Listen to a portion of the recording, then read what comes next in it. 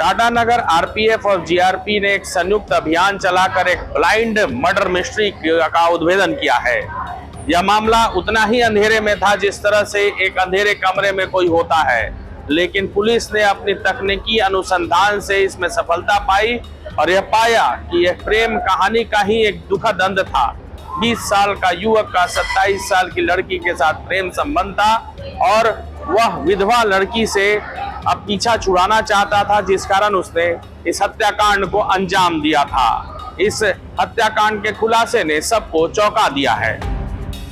ये जो एक लड़की की घायल अवस्था में बरामदगी हुई थी, फिर उसकी हत्या हो गई थी, इसको कैसे इन्वेस्टिगेशन किया आप लोगों ने? जी, दिनांक 6 से 26 को Hatia Tata express passenger train में साइडिंग इलाका में एक घायल अवस्था में थी।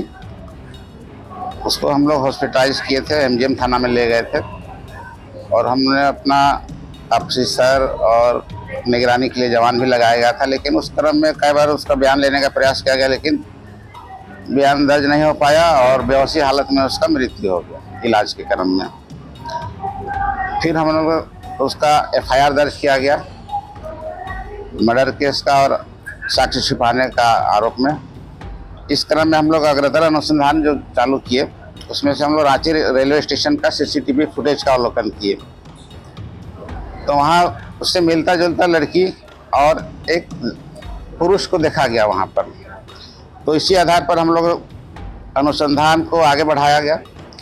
उसके बाद उसको बारीकी से उसको निगरानी किया गया, तो वहाँ देखा कि वो किसी स्टॉल में कुछ खरीद रहा था। तो स्टॉल को हम लोग वहाँ पर सर्च किए कि क्या खरीदा है, तो यूपीआई के माध्यम से 20 रुपये का पानी खरीदा था। उसी के आधार पर उसका अकाउंट को जानकारी करने के लिए हम लोग ने उस ये स्टॉल के मालिक जो था उनसे बात की, तो कहा कि हमारा अकाउंट जो है ग्रामीण बैंक में है। तो ग्रामीण बैंक से संपर्क किए, ग्रामीण बैंक के द्वारा बताया कि हमारे यहाँ उसका डिटेल नहीं आता है, आप साइबर थाना जाइए। साइबर थाना का हम लोग सहयोग लिए। साइबर थाना द्वारा बताया गया कि इस मोबाइल नंबर से उसमें पेमेंट किया गया है। उस मोबाइल नंबर को हम लोग ट्रैक किए तो पता चला कि वो सेंट्रल बैंक ऑफ इंडिया में उसका अकाउंट है। फिर सेंट्रल बैंक का मदद लिया गया, तो उसका नाम, पता वगैरह, अकाउंट नंबर सभी पता चल गया। उसके आधार पर उसका नाम पता चल गया। दूसरी अनुसंधान चल रहा था, लड़की जो गायब हुई थी रांची से बरियातू थाना से, तो वहाँ गुमशुदगी का लिखाया गया था। तो उन लोगों को शक था कि इसका संपर्क जो है ऋषभ के नाम से एक लड़का से संपर्क में है, उसी दिन 5 तारीख से गायब है। तो उन लोगों ने भी वहाँ पर दोनों का मोबाइल नंबर उपलब्ध कराया था, जिसके आधार पर वो थाना प्रभारी के माध्यम से जांच किया गया, सीडीआर निकाला गया, तो पता चला कि वही आदमी है क्योंकि हम अनुसंधान कर रहे थे। दोनों तरफ से एक ही हुआ। तो फिर वो लोगों ने संपर्क किया उनके पिताजी से कि आपका बेटा जो है किसी लड़की को लेकर भागा है। तो उसके पिताजी उसको वहाँ सुपुर्द किए, वो हमारे यहाँ सुपुर्द कर दिया। फिर हम लोग सत्यापन किया कि वही आदमी है या नहीं है।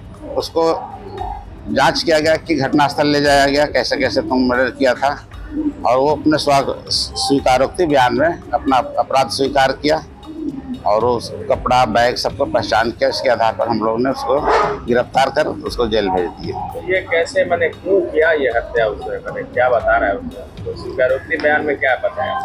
वो कहा कि उसके साथ प्रेम संबंध था, कुछ दिन से उसके साथ शारीरिक संबंध ही बन गया था। उसी के आधार पर वो उसे पीछा छुड़ाना चाह रहा था। इसी क्रम में उसको कैसे उसने हत्याकांड को अंजाम दिया?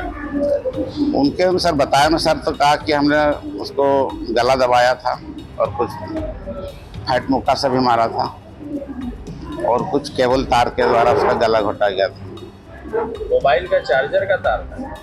हाँ, उसके अनुसार मोबाइल का चार्जर था। तो वो जो ट्रेन में जो घायल हुई थी, तो ट्रेन में उस समय कोई नहीं था? नहीं, ट्रेन के सारे पैसेंजर उतर गए थे और ट्रेन फिर से साइडिंग इलाका में जहाँ पर यार्ड है वहाँ पर लगने जा रहे थे लोग, उसी में वहाँ की घटना का अंजाम दिया है। हत्यारे ने भरसक कोशिश की थी कि किसी भी हाल में प्रेमिका की हत्या कर दे और वो फरार हो जाए और किसी को कानों कान खबर ना हो, लेकिन पुलिस के हाथ लंबे होते हैं और यह साबित भी हुआ और पुलिस ने आरोपी को धर दबोचा और यह पूरी सनसनीखेज कहानी सामने आई। अपने सहयोगी सुरजन सिंह के साथ मैं ब्रजेश सिंह, प्रभात खबर जमशेदपुर। प्रभातखबर.com, विश्वास वही, रफ्तार नहीं।